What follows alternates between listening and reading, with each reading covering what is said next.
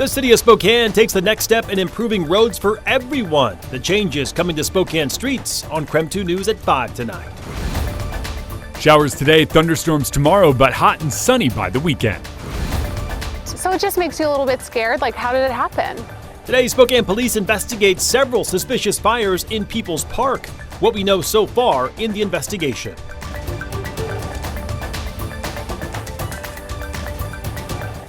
Good evening and thank you for joining us for KREM 2 News at 5 tonight. I'm Mark Hanrahan. We start with some breaking news out of Grant County. The sheriff's office there has issued a level 2 get set evacuation notice for Electric City.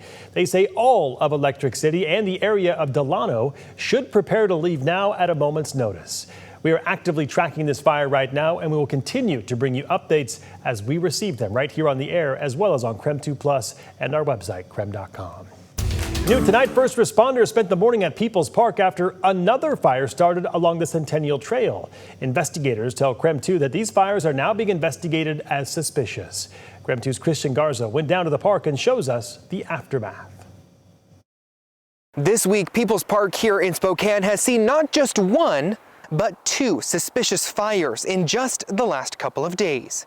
In less than 48 hours, the Spokane Fire Department has responded to brush fires at People's Park just off the Spokane River. After speaking with investigators this morning, the fire department has confirmed that these fires are being investigated as suspicious. On Monday, when the first fire broke out this week, the Spokane Fire Department sent out a press release saying witnesses reported seeing a person of interest in the area at the time, described as a white male in his mid-60s to mid-70s, driving an orange sedan or possibly a Kia. Despite having a person of interest, the suspect responsible for these fires is still out in the community. Alina Brown says with how frequently these fires have popped up in the last few days and with no new information from officials about how they started, it's left her with unanswered questions. It makes me worried, like how did that happen? When did it happen? I didn't hear about it if I was down here yesterday and now all of a sudden it's here. It is something that every day it's kind of like something new down here. The Spokane Fire Department tells KREM 2 there have been over 30 more fires from January to August within city limits compared to this time last year. Officials want to remind community members who frequent this trail that if they see something, they should say something as soon as possible. They also say if you're able to give accurate descriptions of people, cars, and even take pictures or videos safely, it will help investigators bring the people responsible for these types of crimes to justice quicker. The Spokane Police Department is actively investigating these fires and will update the community when new information becomes available. In Spokane, Christian Garza, KREM 2 News. Well, tonight the counting continues for Spokane County's primary election. We have new numbers in some of the key races that we are tracking tonight.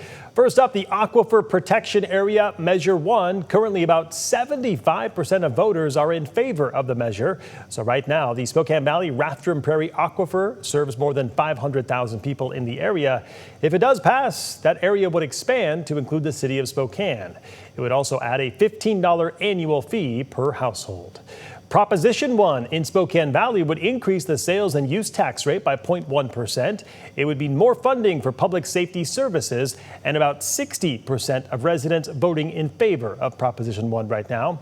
If it passes, it would add new police officers, help with officer retention, and pay for public safety operations and maintenance. One surprise return to the August ballot, the EMS levy for Spokane County Fire District 8.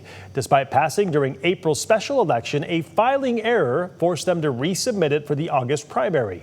Right now, the levy appears to be on track to pass with a little more than 61% voting in favor and about 38% opposing it.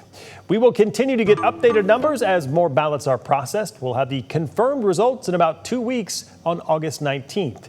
If you want more election results and coverage, head on over to KREM 2 Plus. Just download KREM 2 Plus on your smart TV and watch for free. All right, let's switch gears real quick and talk weather with Chief Meteorologist Jeremy Legoo standing by in our Outdoor Weather Center. Jeremy, it was a nice morning, not too hot, a little bit of a breeze. I liked it. Oh, just about perfect, and it's pretty perfect outside right now as well. A little bit of cloud cover, light breeze that you can hear, and 70 degrees. Not all that bad. We do have a few scattered showers popping up around the region, all thanks to a low spinning way off to our northwest. But here's one of those waves of energy, and as it moves through, we saw a round earlier, and we're likely going to see another round of scattered showers as this band makes its way across the state. A couple of showers south of Moses Lake, a couple of showers still coming down outside of Sandpoint, likely going to work their way through. Looks like north of Coeur d'Alene on 95, things are starting to dry out. Pullman, Moscow, you have a little band moving through, and I think that's going to stick around for a little while longer. All of that activity out near Moses Lake eventually makes it to us. I think around 9 p.m. is we're going to start to see some of that action. Moves out tonight, tomorrow morning, with the low pressure center moving by a little closer, we will then start to see some of the impacts of that. I think our biggest threat is going to be these pop-up little thunderstorms. Not necessarily as widespread as we thought they would be yesterday, but still something we are going to contend with as we move from the middle of the day into the evening. By tomorrow evening, though, it's down in the Panhandle and over western Montana. It eventually works its way out, and it's back to sunshine. Sunshine returns Friday as temperatures hit 80, mid-80s on Saturday, 90 on Sunday. Tomorrow, though, a high in the low 70s with isolated thunderstorms. All right, sounds good, Jeremy. We'll check back in with you later in the show. A new law in Spokane aims to make streets safer for everyone. This morning, Spokane Mayor Lisa Brown signed a complete streets ordinance. KREM 2's Shannon Mowdy explains what changes are now in store. Shannon? Well, I'm here along Sharp Avenue near Spokane Arena, where crews have been working on the Summit to Cinto pedestrian project. This is the kind of streets project that we could see much more of, one that focuses on accessibility for all road users. With one signature, all right, Spokane has signed on to safer, more equitable street projects. It's an approach to transportation planning and design that ensures that our streets are accessible and comfortable for all. It's called the Complete Streets Ordinance, an update to an existing law council recently passed in a unanimous vote. It requires all street projects to comply with the city's pedestrian and bicycle safety plans, with additions like wider sidewalks, pedestrian signals, and protected bike lanes. Actually got some great feedback about including a part where we make sure and maintain pedestrian passage when we're doing construction sites, so pedestrians, like I've had to do all my life, don't have to go an entire city block around a project. City leaders say this increases accessibility for all users, from bicyclists to bus riders and walkers, and it creates more connectivity throughout the city.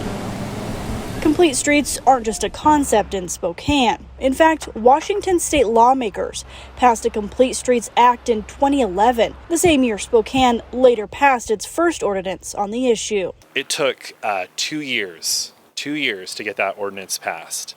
And this update took a little less than 4 months. The state law also offers to help pay for these projects, but only for jurisdictions that adopted a Complete Streets policy. Mayor Brown says this update makes Spokane a stronger contender for those grant funds.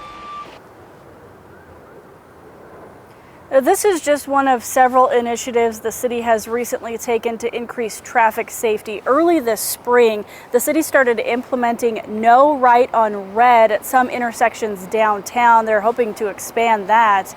And they have also increased traffic patrols. Spokane PD now has motorcycle traffic patrols on duty.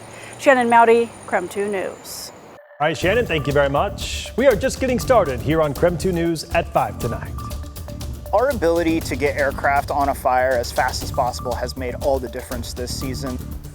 Coming up, a look at some of the key aircraft being used in the fight against wildfires in the inland Northwest. But first, 5 soldiers injured, another in custody today. What we know about a shooting at a military base in Georgia and the suspect right after the break.